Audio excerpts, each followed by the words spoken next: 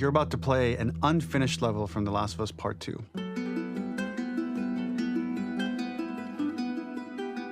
The reason we added this section is there are a few sequences, and we picked the 3 of the best ones, that we cut from the game. You know, often we build a game that's much bigger than what ends up being the final product.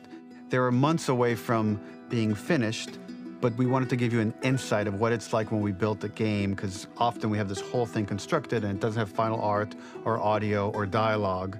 And here you get to see the building blocks of what it's like when we first string a bunch of these levels together. This is the intro to the first deleted level, and this one is the roughest of the 3. We wanted to show more of how Jackson operates. So this is the festival where Ellie ultimately kisses Dina. This sequence would have come very late in the game as a flashback sequence while you're in the farm with Dina. And we wanted to show what is the rest of Jackson doing, and wanted to put on the stick, make it interactive. So you could see when you're outside, there are all these almost like carnival games that you can play. You could mix drinks, you could play with these kids that are playing a sort of clicker Marco Polo, sit down and listen to conversations. And all the different interactions were first or second pass, very, very early passes. The building blocks are there, but nothing is final. And ultimately, while we were very excited by this sequence, it's pretty fun and lighthearted. It just slowed things too much as we're barreling towards the end of the story at this point. So again, reminder, rough, missing audio, missing animation, missing gameplay tweaks, missing dialogue, but pretty representative of what it would have been. So enjoy.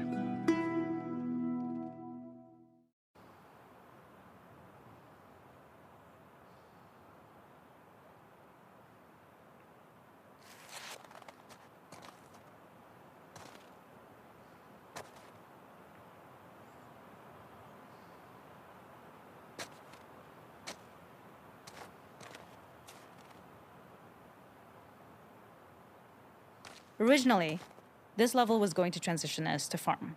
We would go all the way through to the dance where Ellie and Dina share their first kiss. Then we would play through farm, and when Ellie plays the guitar at night, she would remember the Seth incident. So, the opening for this was a little tricky. We needed it to match at least a little what you might expect emotionally coming from prior beats, because we were already purposefully disorienting you in time and space. Remember, you just came from this huge fight. To jump straight into it would have been a little too jarring. After some back and forth, we rooted it in Ellie's nerves, calling back to her hands shaking in the theater. But this time, for a much more innocuous reason we'll find out later. She's nervous because she has a crush on Dina, who is the only reason why she's here at the dance. Originally, this level was going to transition us to farm. We would go all the way through to the dance where Ellie and Dina share their first kiss. Then we would play through farm, and when Ellie plays the guitar at night, she would remember the Seth incident. So, the opening for this was a little tricky. We needed it to match at least a little what you might expect emotionally coming. Something we really wanted to do was highlight the way their lives had turned upside down since she went down this path. We had this idea of recontextualizing all of our usual gameplay mechanics that were designed for really violent ends. The workbench, door bashes, throwable weapons, and even the infected, which is my personal favorite. Peppered throughout the level are moments of levity or shared history, all the while seeing how happy and mundane they all were before her huge revenge odyssey.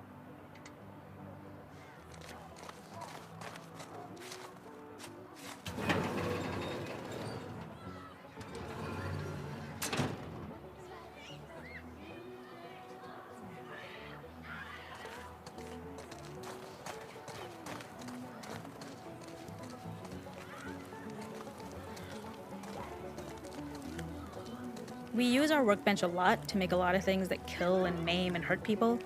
Here, we had the silly idea of using the same feel, harkening back to the same animations, using the exact same UI to instead fix a drink. Like the workbench, you could pick your base, and then you could add something to it. And at the time, we had some different reactions from Ellie based on how strong you chose to make the drink.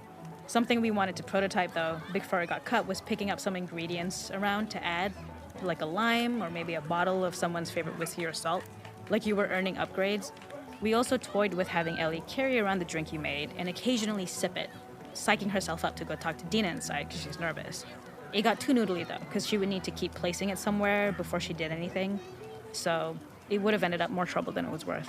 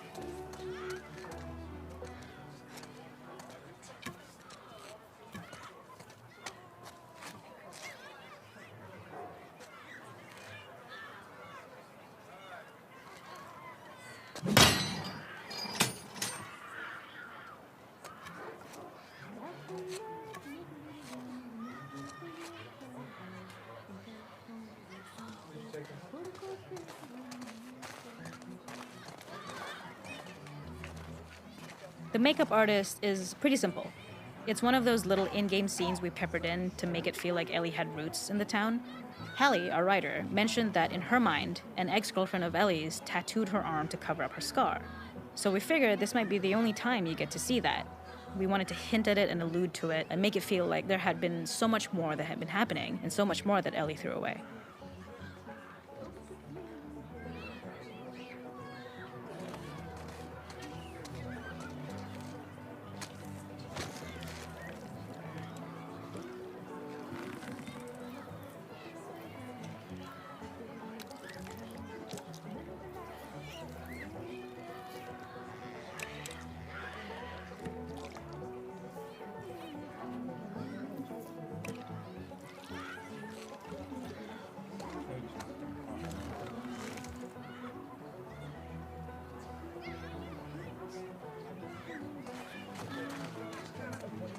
It is not a festival without one of these throwing games. This one, of course, uses our throwable system where you're often chucking explosive things or stunning things, but for a more wholesome purpose, although some people take this game really seriously. A fun aspect of this is if you did well, you could win a toy here. Ellie would place it in her pocket. If you had done this, you'd find the toy with JJ, the baby, later back at the farm. When we cut this, the toy made it through anyway because it was so cute. It is the same one you see on the tractor at the farm. Ollie the elephant.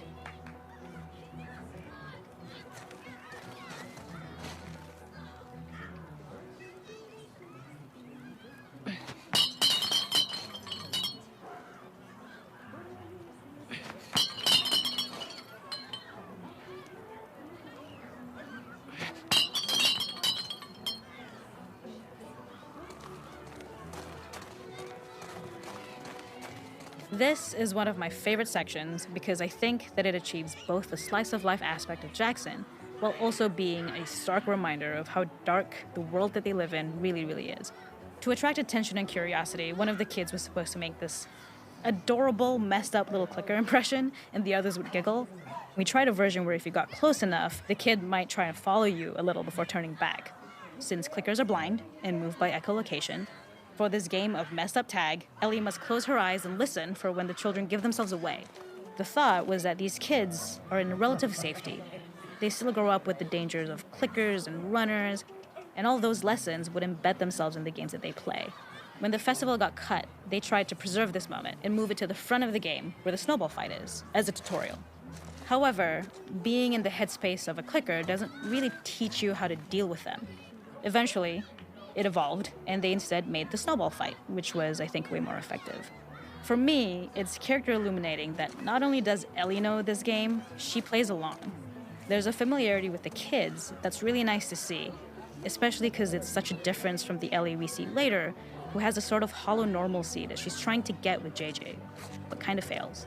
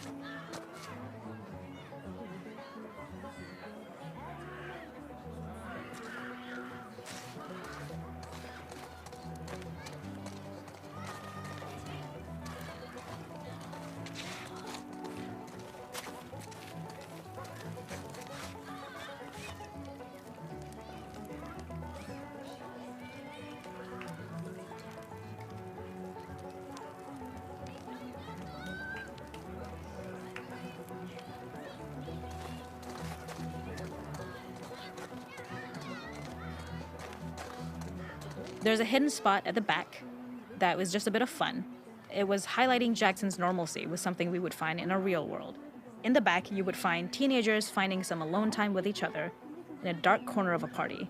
It was rewarding the player for peeking into a hidden corner, but ultimately redirecting them back to the festival. We also had versions of them smoking weed here, despite Maria's consternation, probably having gotten it from Eugene.